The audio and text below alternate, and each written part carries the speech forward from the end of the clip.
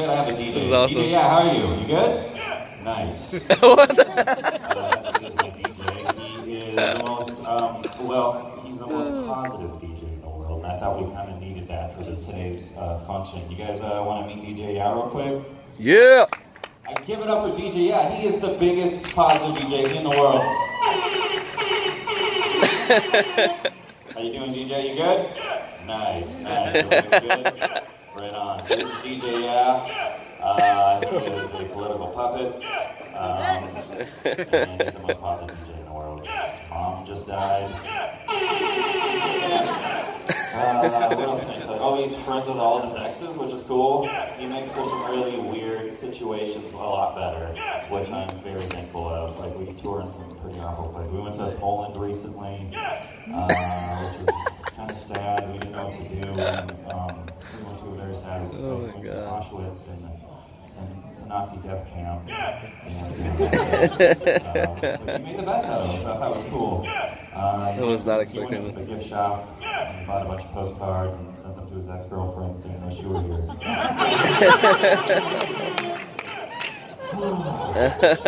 You been watching the news? Yeah.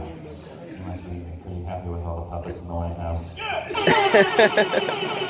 Yeah, it's getting political in here. He voted for Trump, everybody.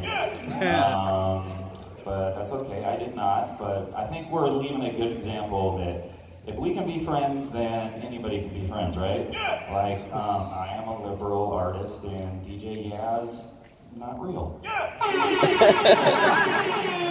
But we have a lot of similarities. We really like music. We met at our favorite concert, at the Yeah concert, which was very cool. We both like comedy. Like, you know any good jokes? See? That's cool. Me too. That's pretty great. Knock, knock. Alright, good enough. It's Yeah. Oh, you already knew it was me? Oh, do some of your impressions. Do the ones you were doing at your mom's funeral. These are really good, you guys. Do your little sister. Yeah, that's pretty good. Oh, do your sassy older sister. Yeah! Any other ones? Do some like celebrity ones. See if we can guess them. Yeah! Oh, nice. Phil Collins?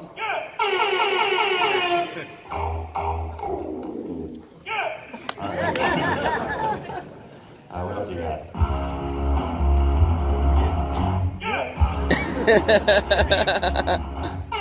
These are so stupid. What else you got? Weren't you working on one of me?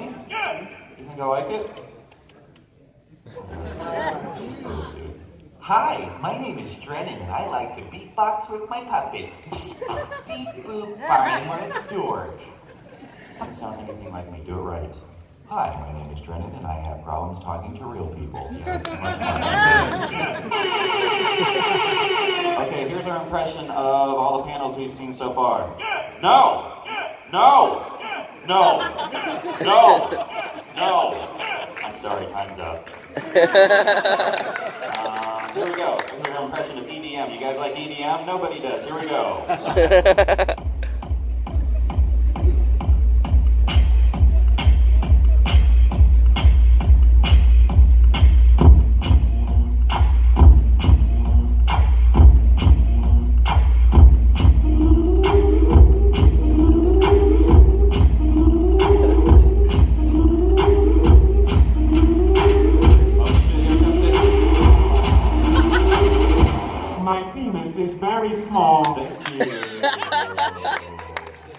Alright guys, I'm sorry, but we have a few sponsors. We just got to get these out of the way. And here here's some, yeah, let's just do these real quick. Checking one. Yep. Just one moment. Hey, just come use this one. Check two. Nice. Give it up for the production, everybody.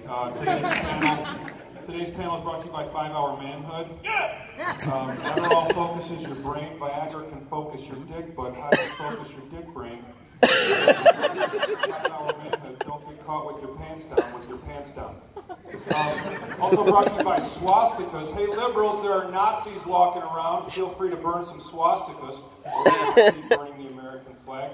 It could be a noble testament to the freedom of speech afforded by the flag. But there are Nazis around, so pick your fucking battles. Oh my God, this is amazing. This panel's also I was not expecting this at all. Worse than a laptop full of kiddie porn. This is also brought to you by the American Legislative Exchange Council. Alec, are you loosely attached to your fellow man? Could you give or take the middle class? We'll let algorithms tether public policy to the concept of infinite growth as if that is an absolute fucking Santa Claus. Corporations are the new people, people are the new numbers, and our name is Alec. Also brought to you by Dead-Eyed Goobers. You can't say retard, you can't say autistic, but what are we supposed to call Stephen Miller? Oh, man. If you need to describe someone that's clearly imitating a human being, try Dead-Eyed Goobers. People with the blank stare of Danny from The Shining have become an integral part of the executive branch. Don't get caught being inarticulate. Use the phrase that lets everybody know what behavior you're describing. Dead-Eyed Goobers. Thank you very much. Dead-Eyed Goobers. Sponsors, and one more sponsor. This panel is brought to you by Tucker Carlson, Ship of Fools. Tucker Carlson. Nobody interrupts their guests for less than Tucker Carlson. Will get you in the door. The xenophobia will keep you in the room. Thank you very much. Yeah!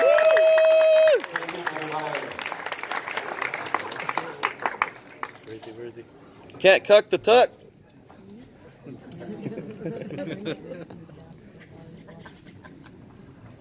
It's pro better. In the back, yeah. This is gonna be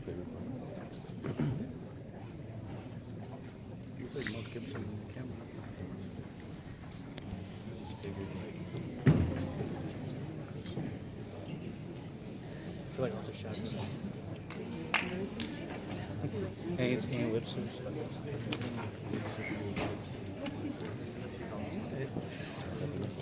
Maybe it is useful. Yeah, I feel like the freaking phone just drains in this building.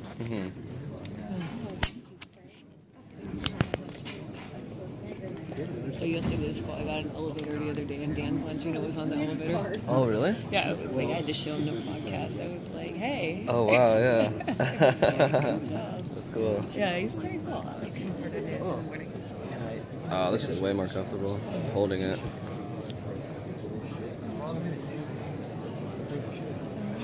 Right.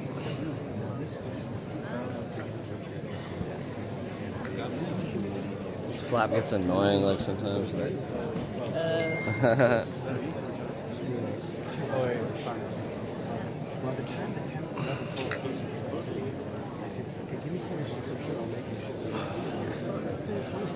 So I started a store and for like 6 months because I made it as a joke just for myself. But I started walking around.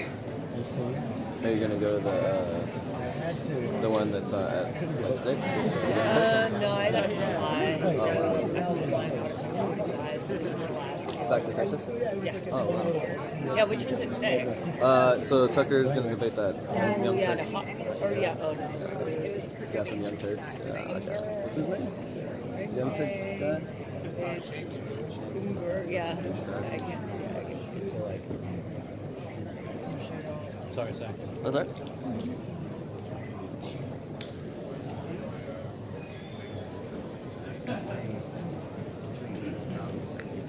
Caption. It was kind of crazy. David Emily, man. It's kind of crazy because they couldn't even get anybody on Tucker's level. Oh, yeah. Yeah, because I mean, he's just kind of like, Yeah. The best. He's the best anchor that's ever but of all like, time. like, why is it, you know, like, where's the other stuff?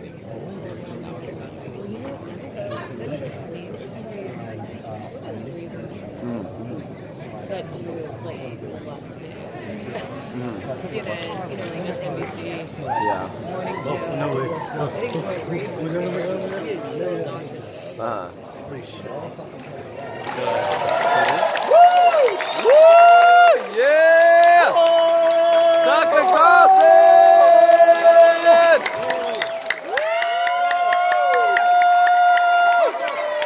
Tucker Carlson! Yeah! You can't cut the tuck! Woo! My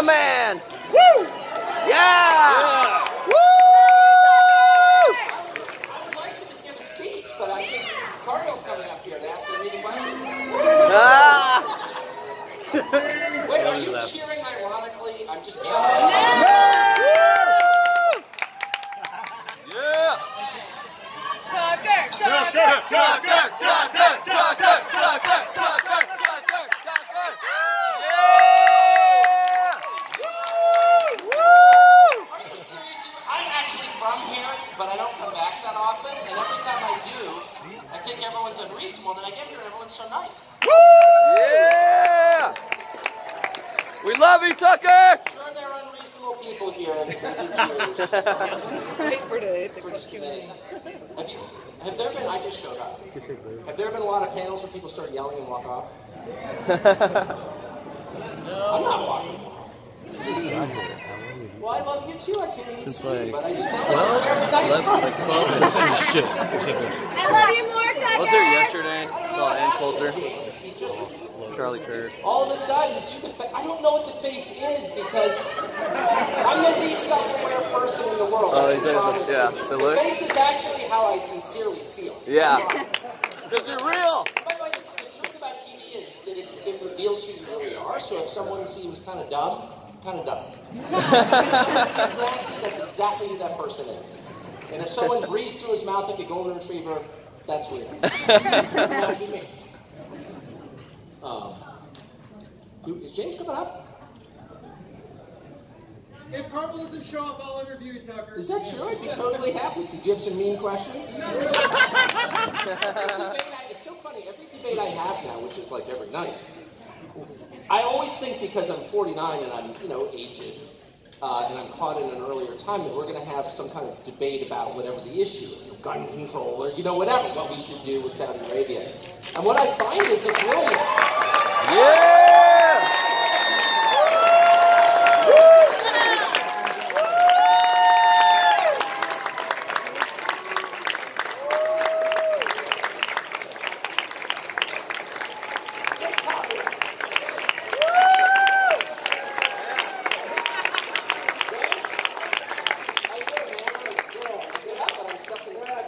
We're not going to have any goddamn introduction. Everybody knows everybody is. Kids, I've been on book tour before. You're on book tour. So I'll let her open up and tell us about your book and why we should buy your book. Let's go. That's a hard question. Come on. First of all, I couldn't sell crack to a crackhead. I'm not running a salesman. The book is really simple. Like me, I'm not an intellectual. I'm just a talk show host. And the questions I address are like the most obvious possible questions. And the one that this book addresses is, why did we elect Trump?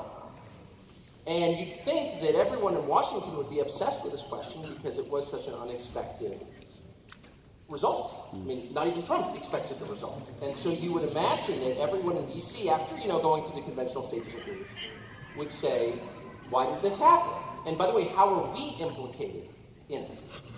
And instead, they made up this increasingly bizarre series of explanations for why he got elected. The first one was he wasn't elected, and we're going to fix it in the Electoral College. The second one, still ongoing, was Putin did it.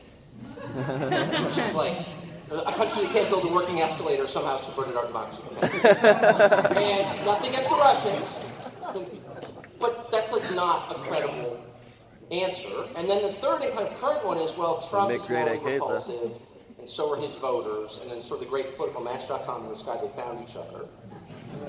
And like, whenever you think of Trump, that's just not true. I mean, I covered the campaign for a year. I never met a single person who was like, I was kind of on the fence until I saw the Access Hollywood tape.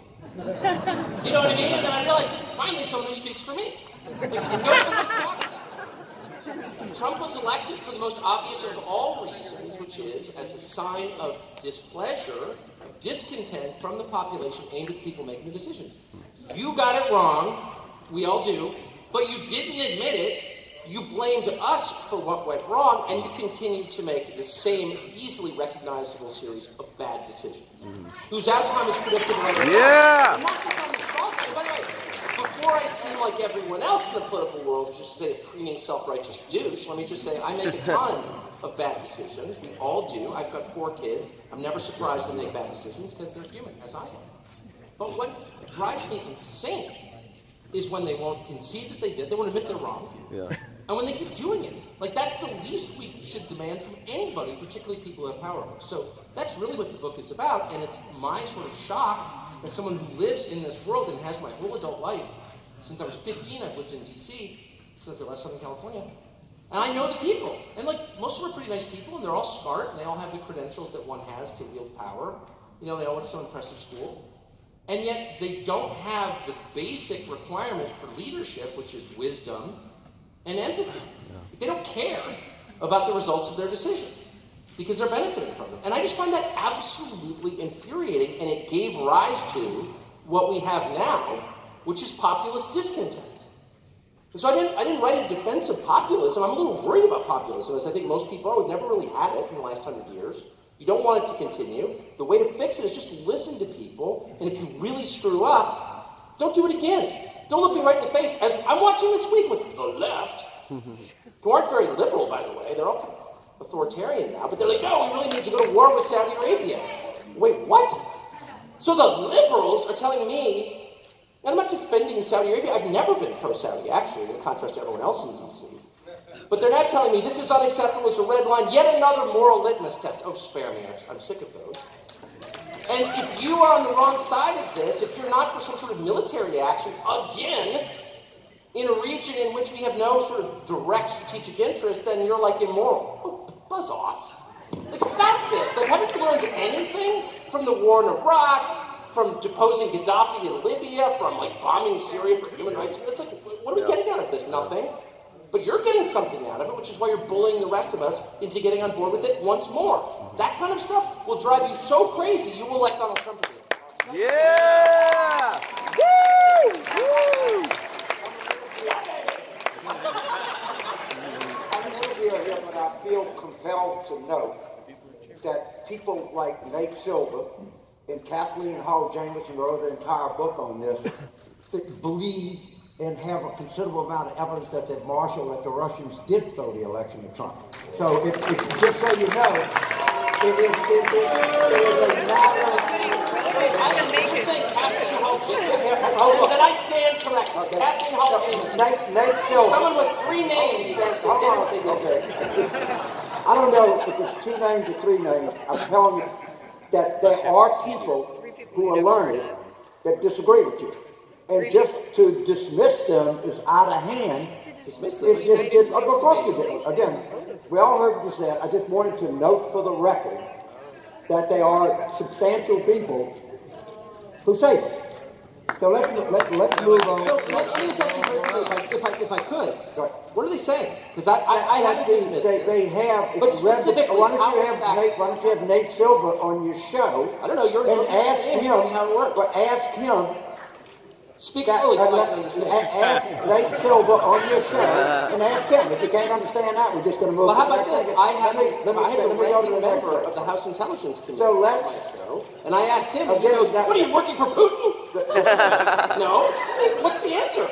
Look, we're going to do distraction for the whole hour. It's not distraction. Okay, let me repeat. There are substantial and intelligent people who have studied this, who say that the Russians caused Trump to get elected. Now we'll go to the next question. You just won me over. That is your opinion. You have a different take. Ridiculous. Why don't you do me a favor? Get the Politicon people to hire you next time and come up here and ask the question. Everybody wants to hear. My next question is, You're not asking questions. You're making statements. you have a different take on the Saudis than most people. Please explain your view of this. Well, I have many views. One is that the Saudis are the central player in the energy markets, which allow civilization to exist. So it's not a small. On that. Okay, so we agree on that. It's not a small question. It's not the only question. There are many questions. But the Saudis are also a close military partner with the United States in what I consider a kind of poisonous way. Now, I have views that are not at all consistent with most of the people I work with. I'm not going to bore you with them. But the Saudis have pushed the United States pretty dramatically toward conflict with other countries in the region. And not only have we sort of done what they wanted us to do, but all the smart people, maybe including Kathleen Hall Jamieson, have sort of nodded and been like, oh yeah, so we bombed Syria twice in the past 2 years, this spring and the spring before, on the basis of really no evidence, okay? So I raised my hand and I'm like, wait a second, why are we, I'm not, I have no force in this at all. I've never been to Syria. I don't speak Arabic. But why are we doing this and what are we getting out of it? Shut up, you're working for Assad! Okay, that's always a tip. That's always a tip that there's lying going on. When my kids do that to me, I know they're lying to me. Whenever somebody attacks you for asking a question, particularly a simple question, rather than answering it, that person's lying. That's true. So I just kept going, playing this game. I'm just saying, when everybody on television, all the dumb people with TV shows are like, you know, the one thing I appreciate about Trump bombing Syria. What they're doing, among other things, they're doing what all their dumb friends are doing, because it's completely a herd instinct. But one of the things they're doing is repeating propaganda right from the Saudi embassy. So for those same people to say to me, you've got blood on your hand, it's like, okay, here's the overview. We have a primitive, medieval theocracy located in the desert that beheads people in public parks with great regularity. And you're telling me they assassinated one of their political opponents. And I'm supposed to be shocked by that. But I'm not, actually. Because the Saudis, and I do not mean this as a compliment, are acting entirely in character with their character. Okay? That's what they do. So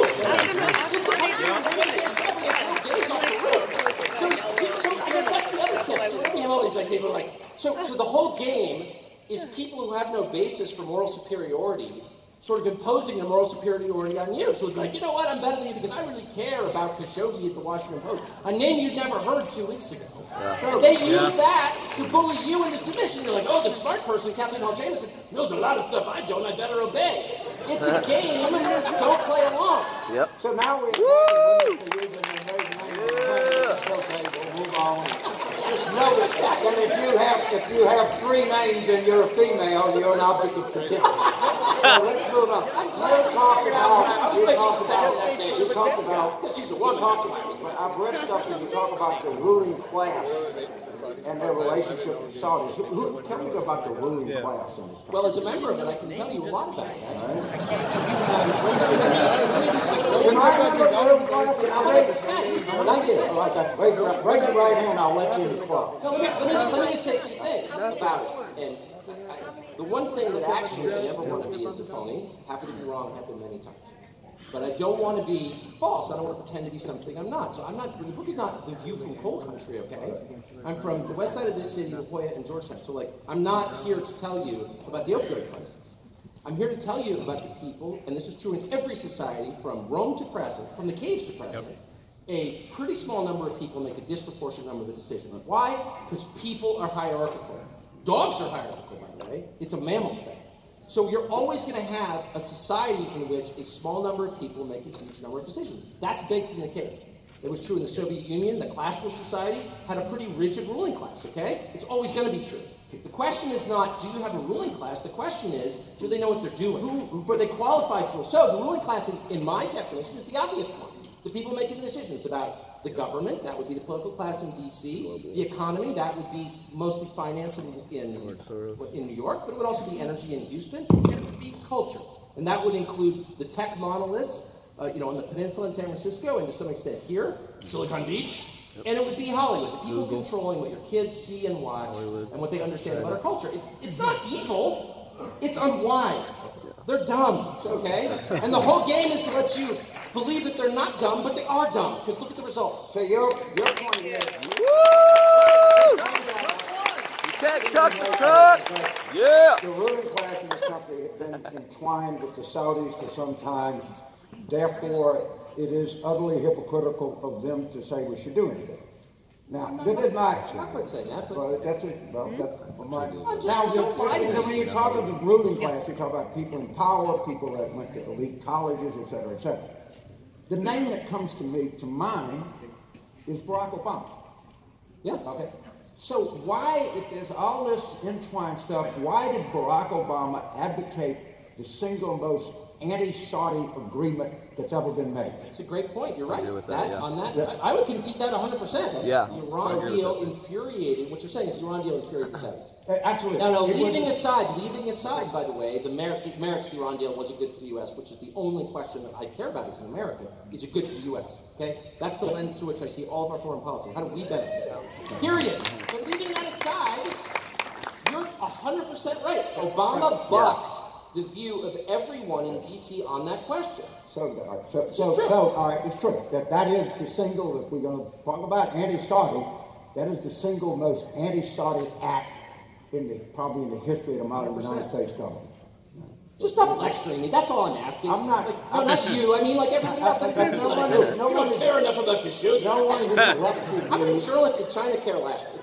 No one has lectured you. I'm trying to tease your views out here. I'm Tease them, asking tickle you to talk about your book. The goose feather of rhetoric is teasing. So let's go to, and this is way off the beat, and no one would ever have thought that this topic would come up at a Politicon, but it's something I've been intrigued about.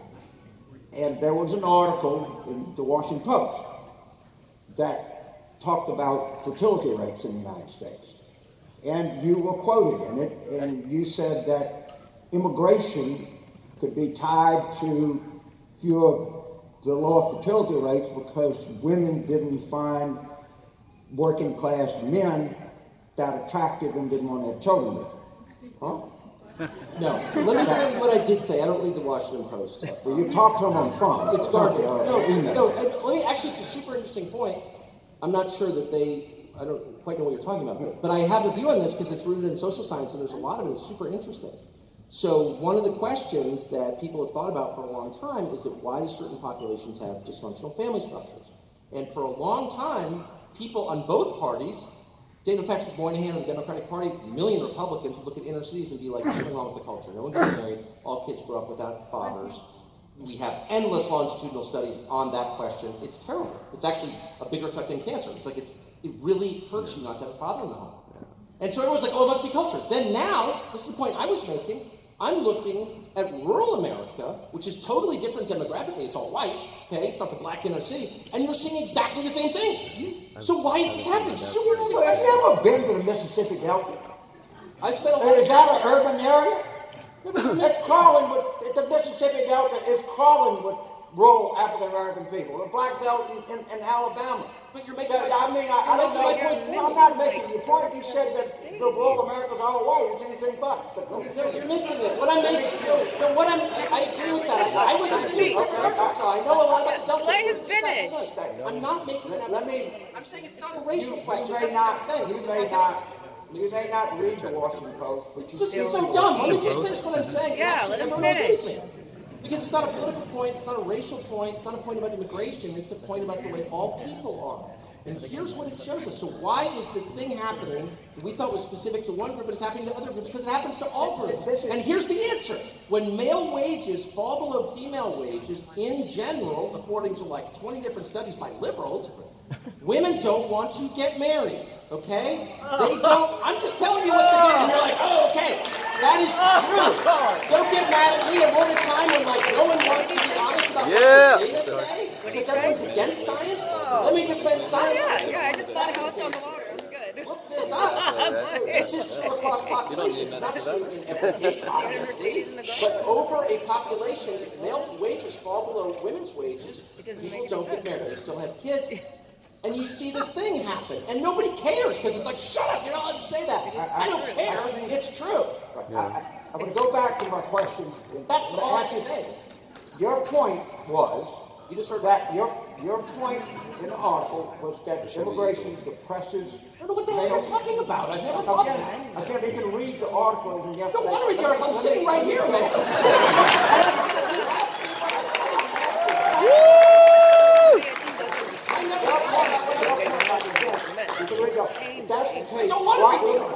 If that's the case, if you're right, then why is the fertility rate among educated people dropping faster than white working class, and why are fertility rates among Hispanic women dropping faster? If immigration or the population tied to this, why? Fertility rates. I'm asking you.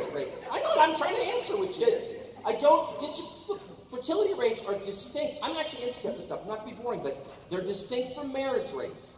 So fertility rates fall with economic security. There are probably a million reasons for this. I don't fully understand what they are, but it's true across the world, okay? The poorest countries are the countries in which people have the most kids. So as you become more economically stable, you tend to have fewer kids. Maybe that will change, but that is a global rule. I'm talking about marriage rates, which is the one thing nobody wants to talk about. If you actually care about children, instead of just preening about how much you care about the children, but if you care about actual children, And I'm not Episcopalian, I just want to be totally clear, I'm not an evangelical at all. Okay, I'm from the most, you know what the Episcopal Church is, it's a joke, and that's my church. So, I'm not making a Southern Baptist case here, I'm just making a case based in science on behalf of the society. If you want it to continue, just in case, you want people to get married and stay married when they have children, because the outcomes, it's not even close. I mean, it's literally not even close. Spend an hour on Google or Google or whatever that thing is, the search engine, and you will find data that you can actually trust that will make the case that marriage is the single most important thing you can do for outcomes. I'm talking imprisonment rate, drug addiction, alcoholism, wages, formation of stable families. Yeah!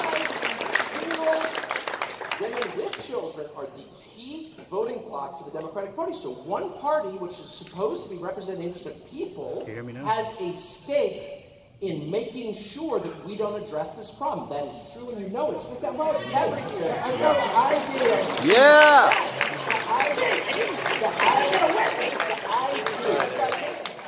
The idea that an unmarried woman working at Walmart receives an earned income tax credit, all right, receives educational benefits for her children, receives health care for her children and herself, is somehow or another the Democratic Party manipulating people. I think that's common sense. If I see a single mother raising a child, I don't want to give her a lecture, I want to give her a hand. All right? Cannibalism is just wrong. It's just wrong. And it was wrong when the Norse did it, and it's wrong when you're doing it. I am actually for single working mothers to have health insurance for them and their kids, to have a living wage, to have the opportunity that I have. And I proudly stand with these. You're missing it. I'm not that guy. I'm not here representing the Chamber of Commerce. You were saying the Democratic Party. The Democratic Party is controlled by unmarried females. I'm saying who have children, and I'm telling you, I think it is a noble effort for the government to help these women and to help these women. I'm not saying. I'm not making. Okay, great. The point you were making. So you're don't talk your way out of it. You already talk your way out.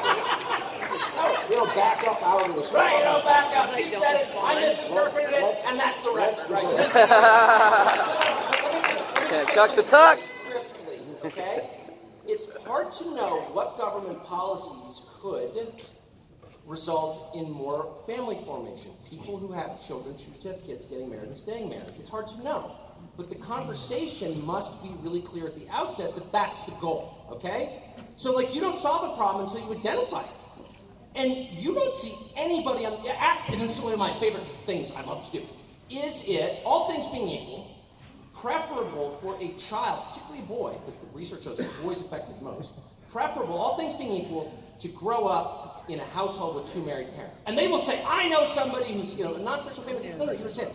I grew up in a non-traditional family. I grew up in a single-parent household for a lot of my childhood. I'm not arguing against that. I'm saying over a population, 320 million people, is it better to have kids raised by their biological parents? And they can't, and every single human being who draws breath knows that it is. And they can't say that. They have to lie because they can't tell the truth. Yeah! We love you, Tucker! Woo! The government can help people get married. Whether somebody gets married or not is their own business. No, it's not. Not when you're expecting the taxpayers to pay for it. I'm not forcing people to do it. I forget you. No, what I'm saying is the government should do something about the people not getting married. Actually, not what I'm saying. And I'm saying the government should help people regardless of the marriage. I'm not forcing anybody to do anything. I can think of 100 things you're in favor of forcing me to do that I find abhorrent. I'm merely saying that leaders need to be clear about what they think the right thing is. A small number of people are looked to by the population as role models. This is the way people are, not just our country, all countries. And those people should be really clear about what works. So in my neighborhood, I live in a rich neighborhood, not as rich as James, but rich. Everybody is married. I live in an overwhelming 96% for Hillary Clinton, my neighborhood. Literally, most Democratic neighborhood in America. They're all liberals, and yet there's no divorce. Are you joking? Their kids all go to Stanford. Nobody is an alcoholic. Like, they live like it's 1950s bourgeois right-wing America. Why? Because it works. Yeah! Woo! Yeah! You're trying to be nice, and the irony of talking about people being role models and being role models for marriage. Look at Donald Trump. He loves marriage. He's done it 3 times. Good job, man. Stuff that people come out of people's mouths are like, gee, I just sit here. So, that we can role model.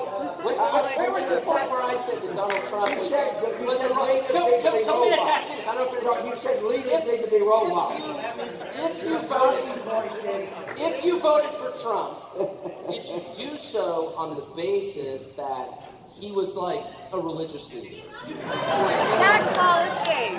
You're totally missing the point. Economics. Evangelicals voted for Trump. Why? Because they agree with dating porn stars? No. But because the society and the people in charge of society are so hostile to them that they're completely freaked out. And they want someone to protect them. Someone big and orange and crazy.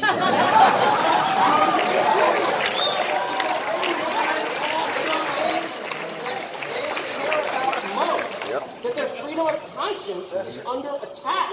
And so they hired this bodyguard to protect them. Yeah! Woo!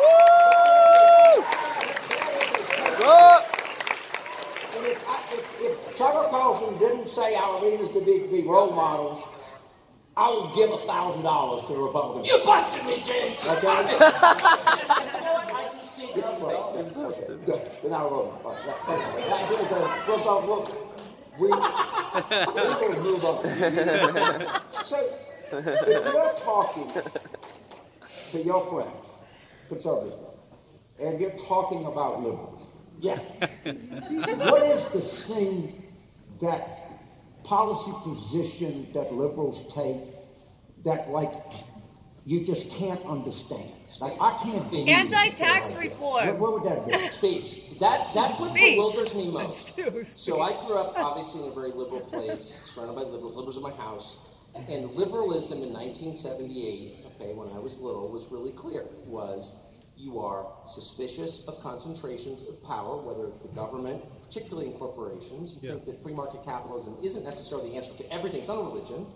You're very upset about pointless wars. You believe as a matter of religious faith in free speech and due process and freedom of assembly and freedom of conscience. You get to think what you want to think. They can make you behave, but they can't make you buy their ideas, period. Your brain is yours. Freedom! The liberals, for like 100 years, made this case with the ACLU leading the way. The reason that we have the right to say anything we want other than inciting imminent violence is because of the Supreme Court decision in 1967, where the Supreme Court defended, the ACLU defended a true lunatic, okay, like an actual extremist, a bad person, and they defended him so that the rest of us would have that right, which we still possess. And liberals cheered this as a high watermark. Now, almost, not all, but almost all of the attacks on speech come from